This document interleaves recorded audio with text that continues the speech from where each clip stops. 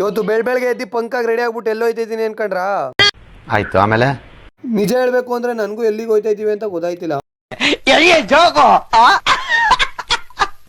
ಅಲ್ಲಿಂದ ಸೀದಾ ನಮ್ಮ ಮುದೋಣನ ಮನೆ ಹತ್ರ ಹೋದೆ. ಇನ್ನೊಬ್ರು ನಿನ್ ಮಾಡಕ್ಕಿಲ್ಲ, ಅಜಯ್ ಮತ್ತೆ ಸತೀಶ್ ಮಾಡ್ತೀನಿ. ಜಾಸ್ತಿ ಗಾಯ್ಸ್ ಅಂತಲ್ವಾ ಸತೀಶ್. ಸತೀಶ್ ಅಣ್ಣ ನನ್ನ ಗಾಯ್ಸ್ ಅಂತ ರೇಗಿಸ್ತಿರ್ತಾರೆ. ನೀನ್ ರೇಗ್ಸು ನಾನು ವಿಡಿಯೋ ಮಾಡ್ತಾ ಇರ್ತೀನಿ ಅನ್ಬಿಟ್ಟು ನಾನು ಮುದೋಣ ಹೋಗಿದ್ದೆ ಸಿಟಿ ಕಡೆ.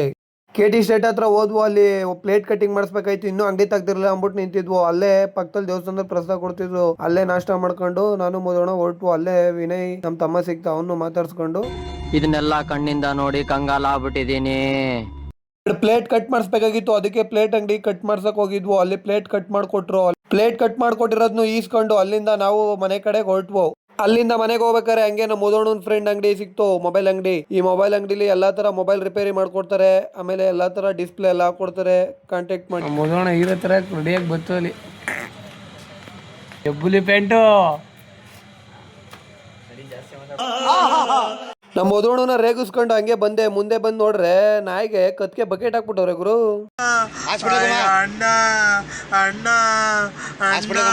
ಗಾಡಿಗೆ ಪೆಟ್ರೋಲ್ ಹಾಕ್ಸ್ಕೊಂಡು ನಾವು ಸೀದಾ ಹೋಗಿದ್ದೆ ಜಗ್ಗುಬಾಯಿ ಮನೆಗೆ. ಯಾಕೆ ಅಂತ ಮುಂದೆ ಗೊತ್ತಾಯ್ತದೆ ನಿಮ್ಗೇನೆ.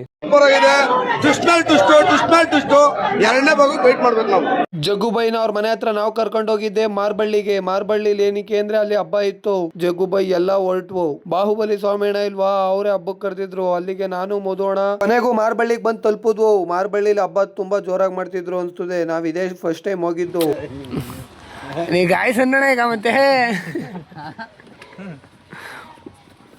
ಗಾಯ್ಸ್ ಅವ್ರು ಎಷ್ಟೇ ರೇಗಿಸ್ರು ನಾನು ತಲೆ ಕೆಡ್ಸ್ಕೊಳ್ಳಲ್ಲ. ಯಾಕೆ ಅಂದ್ರೆ ಇವತ್ತು ಮಾರ್ಬಳ್ಳಿಲಿ ನನ್ನ ಸಿಕ್ಬಿಟ್ಟು ಇಬ್ರು ಫ್ಯಾನ್ಸು, ನೀವು ಚೆನ್ನಾಗಿ ವಿಡಿಯೋ ಮಾಡ್ತೀರಾ ಅಣ್ಣ, ಹಿಂಗೆ ಮಾಡ್ಕೊಂಡೋಗಿ, ತುಂಬಾ ಚೆನ್ನಾಗಿ ಮಾಡ್ತೀರಾ ಬ್ರೋ ಅಂತ ಎಲ್ಲ ಹೇಳಿದ್ರು. ತುಂಬಾ ಖುಷಿ ಆಯ್ತು ನನ್ಗಂತೂ ಇವತ್ತು ಗುರು, ಸಖತ್ ಖುಷಿ ಆಯ್ತು ಅನ್ಕೊಳ್ಳಿ. ಯಾಕೆ ಅಂದ್ರೆ ನನ್ನ ಒಬ್ರು ಗುರ್ತಿಸ್ಬಿಟ್ಟು ಮಾತಾಡಿದ್ರಲ್ಲ, ನೀವು ಮಾಡೋ ವಿಡಿಯೋಸ್ ತುಂಬ ಚೆನ್ನಾಗೈತೆ ಅಂತ ಹೇಳಿದ್ದಕ್ಕೆ ನನಗೆ ತುಂಬ ಖುಷಿ ಆಯಿತು. ಅದಕ್ಕೆ ಇನ್ನೂ ವಿಡಿಯೋ ಕಂಟೆಂಟು ಚೆನ್ನಾಗಿ ಮಾಡಬೇಕು ಅಂತ ಡಿಸೈಡ್ ಮಾಡಿದ್ದೀನಿ. ಗುರು ಎಲ್ಲರೂ ಒಂದು ಸ್ವಲ್ಪ ಸಪೋರ್ಟ್ ಮಾಡಿ ಗಾಯ್ಸ್, ಅಷ್ಟೇ ಕೇಳ್ಕೊಳ್ಳೋದು. ಮಧುವಣ್ಣನು ಮತ್ತೆ ಜಾಕಿ ಬ್ರೋನು ನಾವ್ಯಾರಿಗಿಂತ ಕಮ್ಮಿ ಇಲ್ಲ ಅಂದ್ಬಿಟ್ಟು ಕಾರ್ನೆಲ್ಲ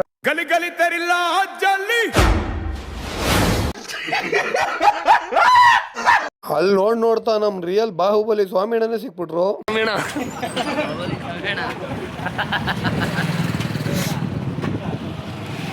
ಸ್ವಾಮಿಯಣ್ಣ ಅವ್ರ ಮನೇಲಿ ಊಟ ಮಾಡ್ಕೊಂಡು ಎಲ್ಲರೂ ಮನೆ ಕಡೆ ಹೊರಟು. ಇವತ್ತಿನ ಕಥೆ ಇದಾಗಿತ್ತು ಗಾಯ್ಸ್. ವಿಡಿಯೋ ಇಷ್ಟ ಆದ್ರೆ ಲೈಕ್ ಮಾಡಿ. ಅಭಿಮಾನಿಗಳೇ ನಮ್ಮನೆ ದೇವ್ರು.